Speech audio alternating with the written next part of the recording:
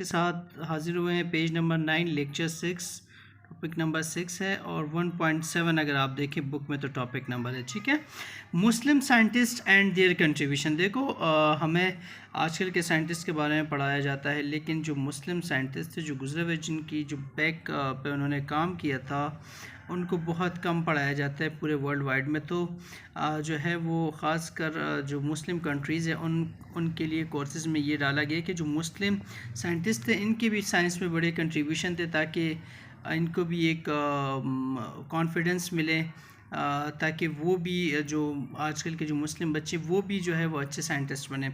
तो 18 century to 15 century 8 से 15 century तक जो मुस्लिम साइंटिस्ट थे इन्होंने बायोलॉजिकल साइंसेज में और मेडिसिन में बड़ा काम किया। इनके जो व्यूज़ हैं उनको बड़े हाईली मतलब कि वो ऑथोराइज्ड किया जाता है, बड़ी रिस्पेक्ट की निगाह से देखा जाता है। ठीक है, उनमें से कुछ जो है मशहूर साइंटिस्ट उनको मैं एक्सप्लेन कर देता हूँ। जो बुक्स में है जाबिर बिन हयान, ठीक है, ये ईरान में पैदा हुए, इसे फादर ऑफ केमिस्ट्री भी कहते हैं। ठीक है, ये MCQs अक्सर आ जाता है। ठीक है, एस्ट्रोनॉमिस्ट भी थे जो सितारों का इल्म जानते, फिजिशियन भी थे। ठीक है, फ़िलासफ़र फ़लसफ़ी जिसे कहते हैं। ठीक है, इंजीनियर भी थे और साइंटिस्ट भी थे। इनकी कंट्रीब्यूशन क्या है कि इन्होंने एक्सपेरिमेंटल केमिस्ट्री पे, फादर ऑफ केमिस्ट्री कहते हैं तो एक्सपेरिमेंटल केमिस्ट्री पे इन्होंने काम किए। प्लांट्स और एनिमल्स पे इन्होंने बुक्स लिखा था। प्लांट्स का बुक जो लिखा था उसका नाम अल नबातात और एनिमल का अल हयावान। ठीक है, हैवान से निकला हुआ है। और दूसरे सेकंड नंबर पे आता है अब्दुल मालिक आसमाई। ठीक है, ये बुसरा में पैदा हुए हैं और इनकी कंट्रीब्यूशन क्या है, इन्होंने भी प्लांट्स और एनिमल्स पे बुक लिखे हैं। और जो सबसे मशहूर गई वो 3-4 बुक्स थी, उनमें से एक हॉर्स पे लिखा हुआ था अल केल, एक कैमल पे लिखा हुआ था अल लिबल, और एक जो है वो शीप पे लिखा गया था आशा, और एक अल वहूश पे जो वाइल्ड एनिमल्स होते हैं। ठीक है, जो जंगली जानवर वगैरह होते हैं, वाइल्ड एनिमल्स जिसे कहते हैं। ठीक है, उन पे लिखा हुआ था। और इसने और भी डिफरेंट बुक्स लिखी।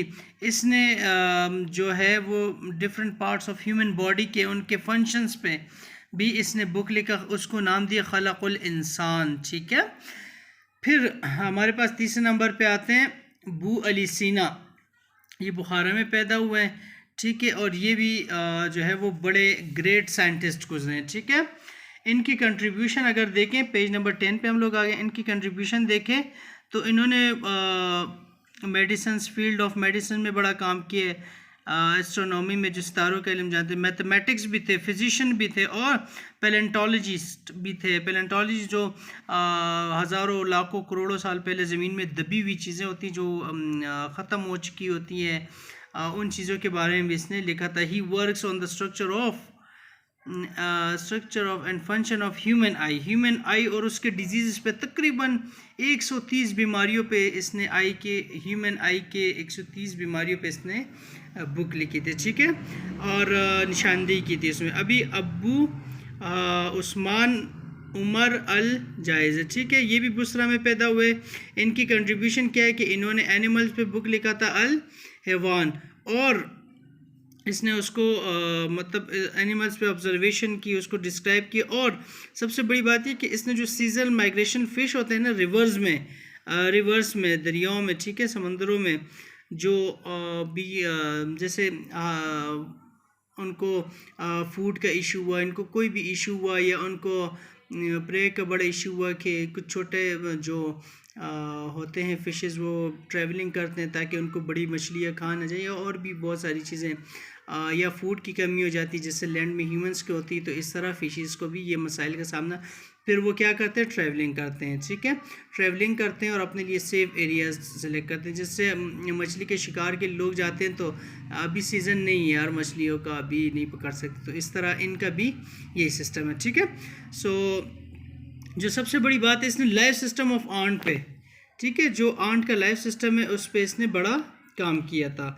अब अल फरेबी पे आते हैं। अल फरेबी पे आते हैं, ये भी ग्रेट बायोलॉजिस्ट है। इन्होंने 2 बुक्स लिखी थी। ठीक है, एक प्लांट पे किताबुल नबातात और एक एनिमल्स पे किताबुल हैवानात। अब्दुल कासिम अली जहरावी आते हैं। ठीक है, ये भी बड़े ग्रेट साइंटिस्ट है। ये सर्जन थे। ठीक है, सर्जरी वगैरह करते हैं। इसने जो सबसे बड़ा काम किया वो क्या था, removal of kidney stone of urinary bladder. देखो कितना एडवांस काम जो आज के ज़माने में हो रहा है वो इन्होंने हज़ारों साल पहले कर दिए थे यूरिनरी ब्लडर पे। ठीक है, रिमूवल ऑफ किडनी जो स्टोन है वो किससे रिमूव कर रहे थे, removal of kidney stone from urinary bladder. ठीक है, ये ग्रेट सर्जन थे। अब उसके बाद आते हैं पेज नंबर 11 पे। पेज नंबर 11 पे जब आते हैं तो इसमें हम लोग पढ़ते हैं इब्नुल हातम।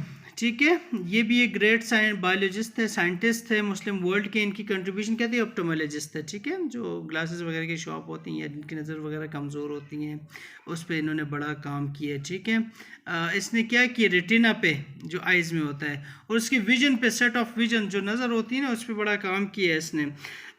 इसने जो बुक लिखी, हीरो 2 बुक्स, किताबुल मनाजिर और किताबुल हिकमा। ठीक है, मंजिर से लिख रहा है और मनाजिर, और हिकमत से निकला हुआ है। ठीक है, वो ट्रांसलेट इनटू लिटन में, यूनानी ज़बान में उसको ट्रांसलेट किया। ठीक है, अली बिन ईसा इनकी कंट्रीब्यूशन क्या थी, ये भी ऑप्टोमोलॉजिस्ट है। ठीक है, ये भी याद रहे कि इसने स्ट्रक्चर ऑफ फंक्शन ऑफ आई पे, ऑप्टोमोलॉजिस्ट है तो आई पे ही काम करेगा, और 130 डिजीजेस ऑफ आई पे काम किया है इसने।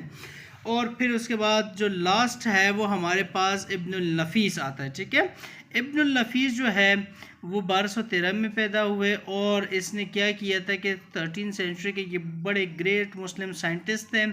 इनकी कंट्रीब्यूशन क्या है कि circulation of blood in human body, हमारे बॉडी में ब्लड कैसे सर्कुलेट होता है, इन सब पे इन्होंने बड़ा काम किया है।